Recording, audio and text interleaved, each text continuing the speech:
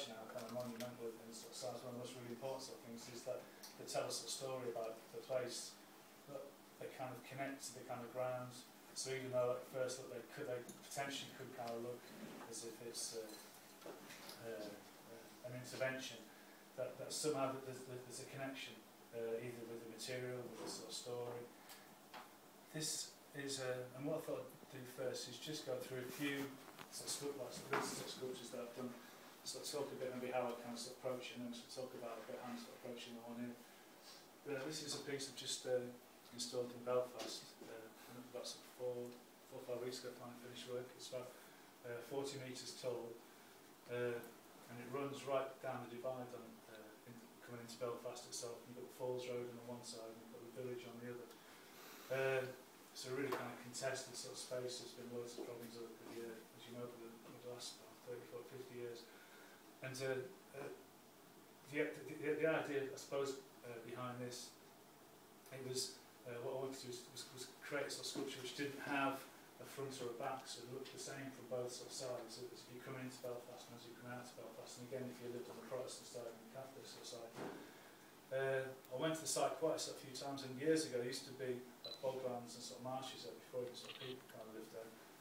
And there's one morning where I was actually kind of walking the dog in sort of Nottingham, and it was one of those beautiful sort of sunny mornings that sometimes you can't get. You can sort of see the sun and the moon and the sky at the sort of same time. And it was just rising over these kind of reeds, and I just thought that could be like a really fantastic kind of metaphor and sort of symbol for like the Belfast, this kind of new dawn, this new sort of sunrise. So this is probably sort of about 4 years ago, and it was there was loads of sort of problems and kind of hassle. You can imagine the sort of politics with small P and a sort of big P. And again, the kind of sort of turnaround with kind of local communities from one kind of sort of downright hostility really, to kind of acceptance, to now to kind of fondness and very sort of proud of it. And I think and I'm kind of mentioning this because it is important that even though this it had a large push, it was over £500,000, but it was in an area where there's a lot of sort of poverty, and a lot of people sort of saying, why are you building like a sort of sculpture in an area where there's a lot of sort of social sort of deprivation. But what actually has happened even since the sculpture's kind of been up in sort of since the installation back in sort of March, the fact that people have been going down to the sort of site, people are coming down, it's actually kind of re-raised the kind of profile of the area. You kind of get to see the sort of coach tours, people coming around to the sort of place, people start spending money in local bars and sort of pubs and sort of cafes. And then again, I sort of think most of the things people always sort of think that pieces of work and pieces of public art need to be right in the city centre. They need to be kind of like as real sort of focal points and the real kind of beautiful parts of the city. But I kind of sort of think it's important that people can live all over the sort of cities and places which have got places for money and places where they haven't.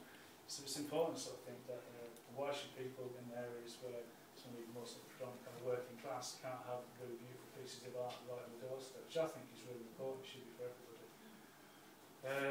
This is a piece which I did just over a year ago in sort of central Gloucester.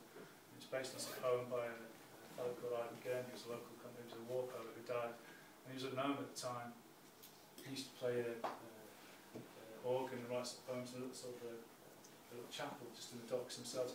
And he wrote a beautiful poem called Requiem. It's about sort of candle. It's about kind of hope for the sort of future. And again, like in central Gloucester, people sort of think it's a really kind of rich kind of area, but there's a lot of sort of poverty. And this is the parts of this regeneration scheme. And again, it's kind of showing kind of hope for the future.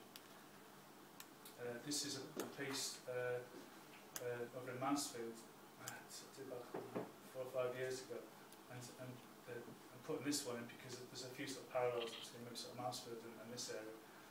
The actual sort of council wanted a kind of monument to the mining industry, and the fact that it was kind of dying. I didn't want to say something very sort of too obvious, like a kind of mine with a big kind of sack of coal in its sort of back. And what always kind of sort of struck me, even when I was a child, was that idea. You used to kind of get the canaries used to kind of go down the mine, and the canary used to kind of die. And it was always a bit sad for the canary, but that kind of sort of saved the lives of all the kinds of mines went down. I always thought it was a real kind of poetic kind of idea.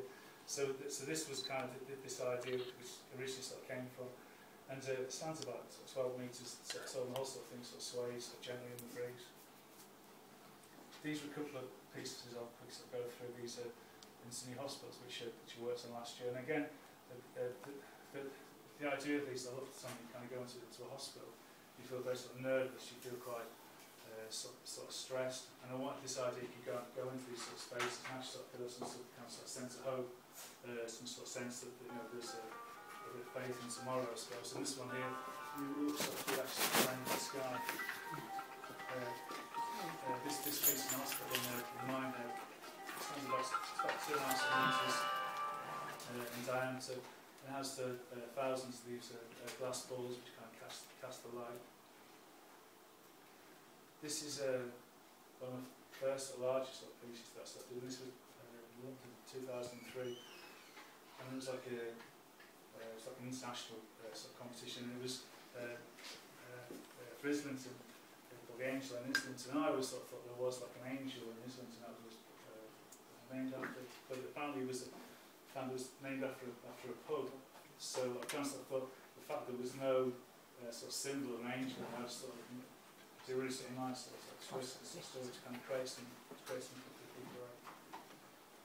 This is a piece I did in a Western Supernova with Terence Conran on this one. Won Civic Trust Award. It stands about 30 metres tall. It's called Silica, and the reason it's called sort of Silica, it stands for a place called Big Lamp Corner. And again, it's one of these ideas below the council about kind of just again trying to bring people into the sort of the city centre, try to regenerate the place. And it was the idea of obviously Western Superman, you've got the sand, and decided kind of sand turning into glass, turning into light. And at the base, at the bottom, you can sort of see there's a sort of kiosk which sells sort of crepes and sort of coffee around the back as a bus stop. And the money from the kiosk actually helps kind of go towards the maintenance budget on the sculpture itself. This is a piece that stands outside the National Eye Centre in Nottingham,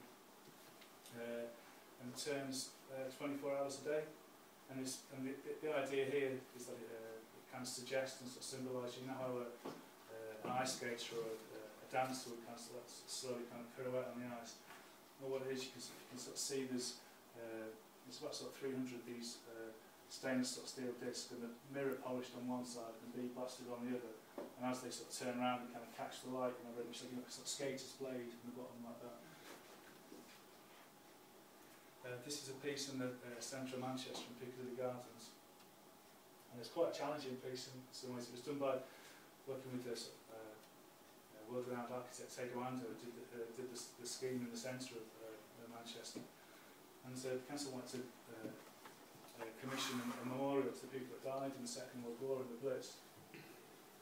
So it was sort of twofold the challenge in a way. Like first, how do you put a piece of sort of sculpture which would sort of sit really sort of comfortably in this sort of scheme, and secondly, how do you kind of do something which kind of sort of subtly kind of commemorates the sort of dead in a kind of respectful way. And one of the sort of things I noticed that was one of the sort of trees itself was dying within the sort of scheme, so I had this idea of kind of, replacing this sort of dying sort of tree with a sort of sculptural tree. And then all the names of the people that sort of died, over sort of 2,000 of them, all their names have all been etched into the bronze you can sort of see on the right hand side. So again, on the Remembrance Day and Memorial Days, it becomes a sort of focus for Manchester to all the people that the family's going to go there and sort of start and finish the celebrations there. Which kind of brings us on to the proposal for Chatley Valley, and it was when I first came to look at the place, Paul sort of said, well, just come and have a look at the sort of signs and sort of see how you could maybe kind of react and what your sort of general kind of approach would kind of sort of be. And I'm really sort of quite familiar with sort of Stoke, I'm saying it's only about an hour down the road. And one of the sort of things which always kind of sort of struck me, you do have these kind of icons everywhere, yeah, especially in the bottle kilns everywhere. And you do see this kind of reflected in a few sort of artworks in and around sort of Stoke. And I thought in a way it'd be nice to kind of sort of move this kind of sort of forward into something, into the future. And one of the sort of things I kind of sort of thought, however this form, this sculpture is sort of taken, it needs to kind of work on a really intimate level, so when you're kind of really sort of close up to